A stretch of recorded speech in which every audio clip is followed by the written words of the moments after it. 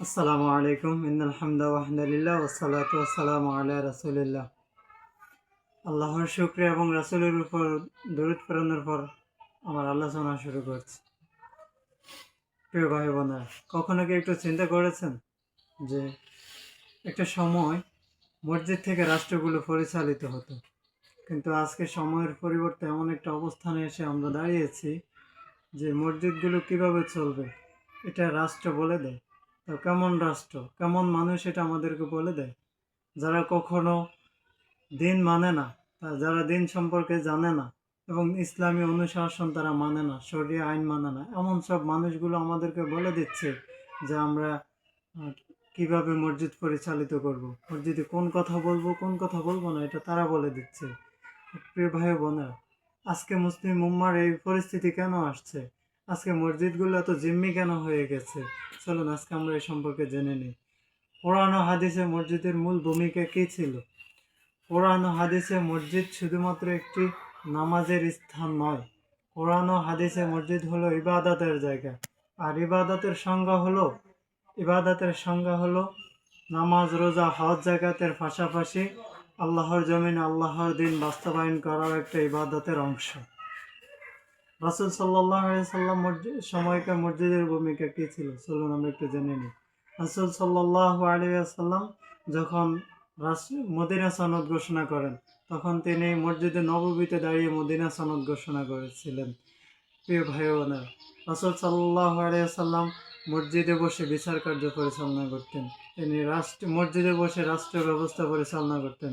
তিনি মসজিদে বসে প্রশাসন ব্যবস্থা পরিচালনা করতেন। রাসূল সাল্লাল্লাহু আলাইহি সাল্লাম যখন বদরের যুদ্ধে যাবেন, তখন তিনি আনসার এবং মুহাজির সাহাবীদেরকে নিয়ে মসজিদে নববীতে বসে তিনি পরামর্শ করেছিলেন। প্রিয় ভাই বোনেরা, রাসূল সাল্লাল্লাহু আলাইহি সাল্লাম বদরের যুদ্ধের প্রত্যেকটা প্ল্যানিং, প্রত্যেকটা জিনিস মসজিদে বসে পরিচালনা করেছিলেন। একইভাবে উহুদের যুদ্ধের পরামর্শ সভা, উহুদের যুদ্ধের দায়িত্ব এবং কে কোথায় দাঁড়াবে, রাসূল সাল্লাল্লাহু আলাইহি সাল্লাম প্রত্যেকটা প্ল্যান, প্রত্যেকটা কৌশল তিনি মসজিদে বসে নিয়েছিলেন। প্রিয় ভাই বোনেরা, রাসূল সাল্লাল্লাহু আলাইহি সাল্লামের পরে খোলাফায়ে রাশিদিনের ভূমিকা কী ছিল মসজিদ নিয়ে? চলুন একটু জেনে নিই।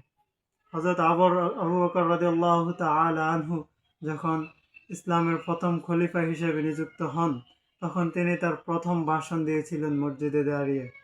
প্রিয় ভাই বোনেরা, আবু বকর রাদিয়াল্লাহু তাআলা আনহু যখন জাকাত বিরোধীরা জাকাত দিতে অস্বীকার করেছিল, তখন তাদের বিরুদ্ধে যুদ্ধ ঘোষণা করেছিলেন মসজিদে দাঁড়িয়ে। হযরত ওমর রাদিয়াল্লাহু তাআলা আনহু যখন কোনো গভর্নর নিযুক্ত করতেন, হযরত ওমর রাদিয়াল্লাহু তাআলা আনহু যখন কোনো গভর্নরকে বরখাস্ত করতেন, তখন তিনি মসজিদে সিদ্ধান্তগুলো নিতেন। হযরত ওমর রাদিয়াল্লাহু তাআলা আনহু যখন কোনো বিচার কার্য পরিচালনা করতেন, তখন তিনি মসজিদে দাঁড়িয়ে ঘোষণা করতেন। হযরত ওমর রাদিয়াল্লাহু তাআলা আনহু হযরত ওমর রাদিয়াল্লাহু তাআলা আনহু কোনো আইন করলে তিনি সেটা মসজিদে দাঁড়িয়ে ঘোষণা করতেন।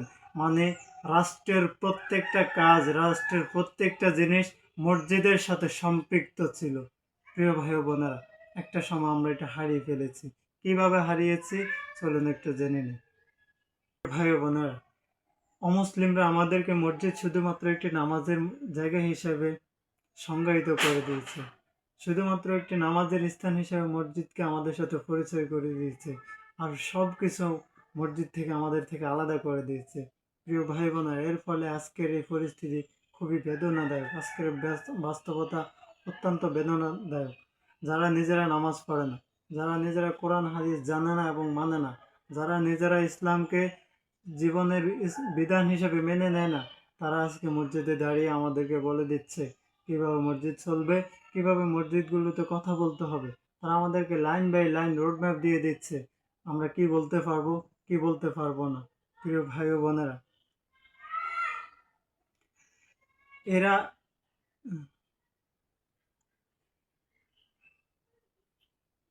প্রিয় ভাই বোনেরা, মসজিদ ছিল রাষ্ট্র পরিচালনার কেন্দ্র, যেখানে ন্যায় বিচার, সমাজ সেবা, রাষ্ট্র ব্যবস্থা সহ সব কিছু পরিচালনা হতো।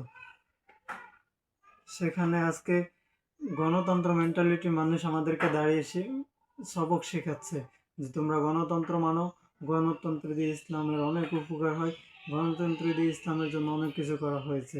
প্রিয় ভাই ও বোনেরা, এখানে আপনাদের কাছে আমার একটা প্রশ্ন, যে গণতন্ত্রকে প্রতিষ্ঠা করা হয়েছিল ইসলামকে ধ্বংস করার জন্য, যে গণতন্ত্রকে প্রতিষ্ঠা করা ছিল ইসলামী শাসন ব্যবস্থাকে ধ্বংস করার জন্য, সেই গণতন্ত্র দিয়ে কি মুসলমানদের আদৌ কোনো উপকার হতে পারে কি না? আপনাদের কাছে এটা আমার প্রশ্ন। প্রিয় ভাই ও বোনেরা, আমার জলজন্ত একটা উদাহরণ, গত শুক্রবারে যখন আমি নামাজ পড়তে গিয়েছি, সেখানে নামাজের পরে একজন নেত্রীর জন্য দোয়া করা হচ্ছে, যেখানে সে ইসলাম মানত না, যেখানে সে ইসলামের আইনকে জীবনে আইন হিসেবে প্রাধান্য দেওয়া হতো না।